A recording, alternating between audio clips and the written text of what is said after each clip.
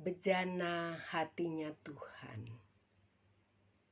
Kita tidak bisa berjejak pada dua dunia. Artinya bersahabat dengan dunia namun juga mau bersahabat dengan Allah. Untuk umat pilihan atau orang percaya, sesungguhnya tidak ada pilihan selain mengasihi Allah dengan segenap hati, jiwa, akal, budi, dan kekuatan. Itu dikatakan dalam Markus 12 ayat 30. Artinya, seluruh kehidupan ini diabdikan, dipersembahkan hanya untuk kepentingan Tuhan. Bukan hanya 10%, sebagian waktu saja, atau sedikit waktu saja, atau sebisa saya saja. Hal ini menunjuk pada kehidupan yang tidak menyisakan sedikit bagian pun untuk dunia. Kita harus ekstrim kalau dengan Tuhan. Akhirnya kita akan tiba pada titik ekstrim. Tidak untuk dunia, untuk Tuhan semua. Tidak bisa kita sedikit-sedikit untuk Tuhan, sedikit untuk dunia. Begitupun hidup ini akan terus dibawa kepada titik ekstrim ini. Akhirnya pilihan hanya dua. Mau memberi hidup kepada Tuhan sepenuhnya, atau kita tinggalkan dunia, atau kita tetap bersahabat dengan dunia dan kita tinggalkan Tuhan. Sebagian orang mungkin merasa bahwa mengabdikan seluruh hidup bagi Tuhan itu sebagai sesuatu yang berlebihan. Mungkin ada yang berpikir begitu. Bahkan ada anggapan bahwa tidak mungkin manusia dapat sepenuhnya memfokuskan hidup kepada Tuhan. Sebab kita masih tinggal di dunia fana dan masih memiliki keinginan-keinginan daging. Hidup sepenuh bagi Tuhan dianggap sebagai suatu utopia atau sekedar khayalan indah semata yang tidak akan pernah terwujud. Anggapan semacam ini tanpa sadar bisa menyesatkan sebagian besar orang Kristen dan akan menggiring mereka dalam gaya hidup yang tetap kompromistik dengan dosa.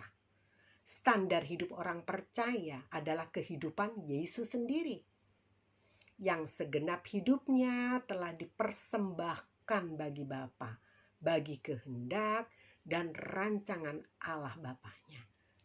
Bila kita telah dipanggil dan dipilihnya, maka Dia sendiri yang akan memampukan kita.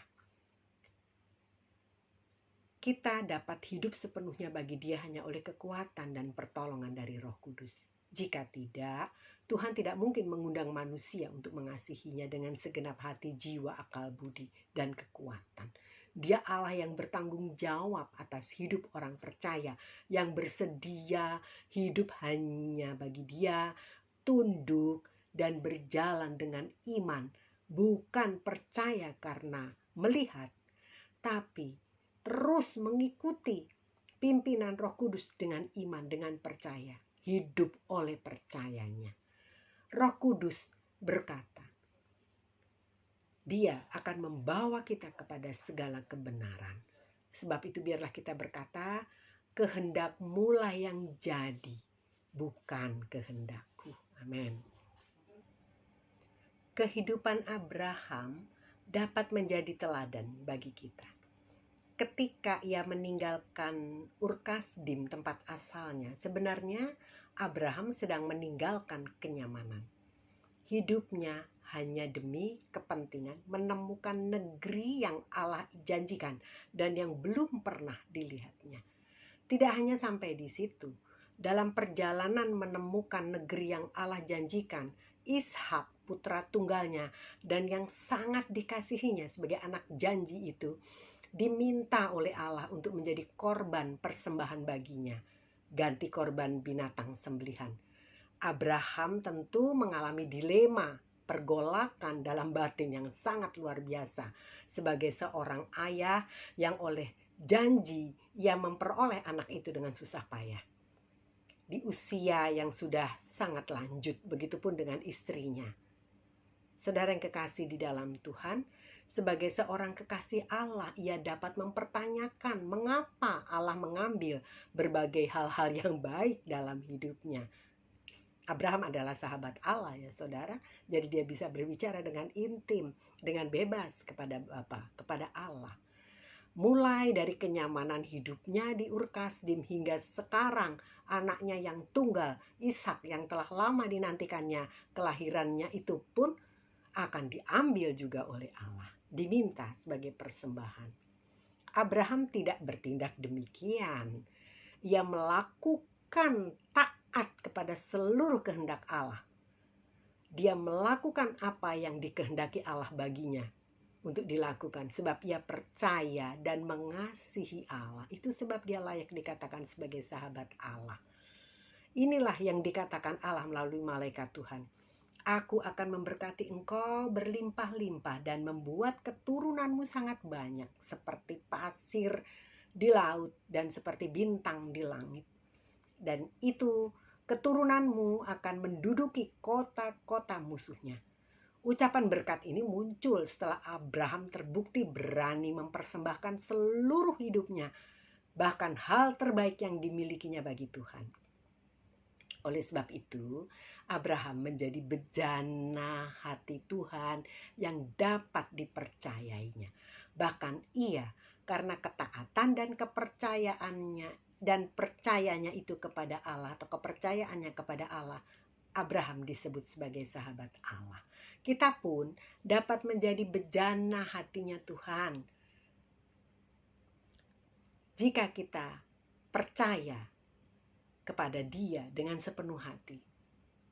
Dan Tuhan pun dapat membuat kita menjadi bejananya yang dapat dipercaya untuk menyelesaikan pekerjaannya di bumi. Kita harus ingat bahwa Tuhan tidak akan pernah menyelesaikan pekerjaannya dengan memilih sembarangan orang. Dan Dia tidak sembarangan memilih setiap orang menjadi bejana hatinya. Bejana hati di sini maksudnya adalah sebagai tempat yang dapat dipercayainya dan dikenannya, di mana Tuhan mau mencurahkan segala pikiran dan perasaannya demi menyelesaikan rancangan atau rencananya di bumi. Saudara-saudara yang kekasih di dalam Tuhan, seseorang yang dapat dipercaya dan hidup dalam ketergantungan penuh kepada Tuhan adalah orang yang menjadi bejana hatinya. Namun untuk menjadi bejana hatinya tidak mudah. Syaratnya itu tertuang dalam Matius 22 ayat 37 sampai dengan 40. Yaitu orang yang percaya harus mengasihi Tuhan dengan segenap hati, dengan segenap jiwa, kekuatan, dan dengan akal budi, segenap akal budinya. Abraham sudah membuktikan imannya. Ia rela memberikan kenyamanannya, bahkan anaknya yang tunggal di hari tuanya.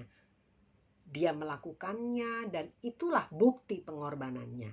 Segenap hidupnya telah diserahkan sepenuh. Jika saja Abraham tidak pergi dari Ur Kasdim atau dia masih menyayangkan Ishak, ia akan menjadi tidak taat. Maka artinya Abraham masih menyisakan sesuatu bagi dirinya sendiri. Ia tidak dapat menjadi bejana hati Tuhan. Abraham memiliki satu hal yang harus kita contoh, yaitu kesediaannya untuk taat kepada Allah Bapa, melakukan apapun yang Allah Bapa kehendaki.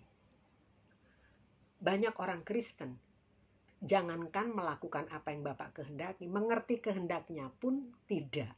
Jangan sampai kita termasuk dalam orang-orang yang tidak dapat menjadi bejana hati Tuhan. Serahkan seluruh hidup kepada Tuhan dengan percaya yang teguh meski ada sengsara dan penderitaan dalam menyangkal diri. Kita harus berani bayar harga untuk tetap dapat berada dalam kebenaran dan beroleh perkenanannya. Tetaplah kuat dan setia, sebab pengharapan kita tidak akan dikecewakan. Dan bukan hanya itu saja, Roma 5 ayat 3 sampai dengan 5 berkata, dan bukan hanya itu saja, kita malah bermegah juga dalam kesengsaraan kita. Karena kita tahu bahwa kesengsaraan itu menimbulkan ketekunan, dan ketekunan menimbulkan tahan uji, dan tahan uji menimbulkan pengharapan. Dan pengharapan itu tidak mengecewakan karena kasih Allah Puji Tuhan, kasih Allah telah dicurahkan di dalam hati kita oleh Roh Kudus yang telah dikaruniakan kepada kita. Amin.